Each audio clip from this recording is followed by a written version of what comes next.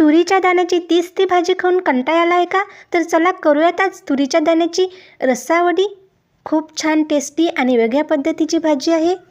2 वाट्या तुरीचे दाणे घेतलेले आहे, स्वच्छ धुवून घेतलेले आहे. दाणे तुम्ही तुमच्या अकॉर्डिंगनुसार कमी जास्त करू शकता. इथे हिरवी मिरचीचं वाटण तयार करायचं आहे. हिरवी मिरची घेतलेली आहेत 5 ते 6 आणि लसूण पाकळ्या 10 ते 12, कोथिंबीर आणि अर्धा चम्मच जिरं छान बारीक करून घेतलेलं आहे. त्या स्पॉटमध्ये दाणेसुद्धा छान बारीक झालेले आहेत.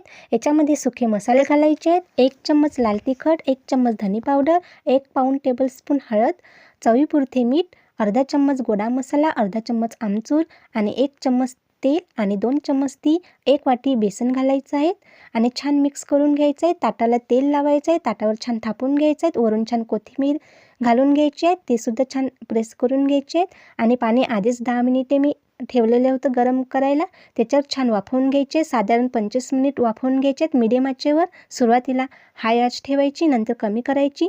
आणि रशाला लागण्यासाठी आता मसाला करायचा आहे.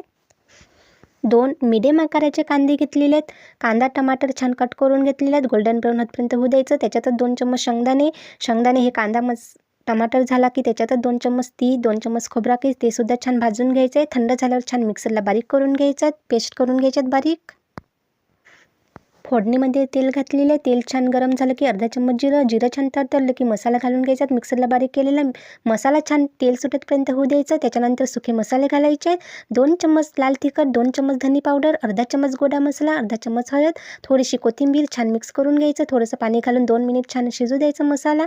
नंतर आपल्याला जितके ग्रेव्ही हवी आहे त्यानुसार पाणी घालायचं. गरम पाणी घालायचं. गरम पाणी घातल्याने छान तळी येतात आणि 5 ते 6 उकळ्या काढून घ्यायच्या आहेत. इथे तुरीच्या दाण्याची वाफवलेली वडी छान पाडून घ्यायची आहेत आपल्याला जो आकार हवा आहे त्या आकारानुसार.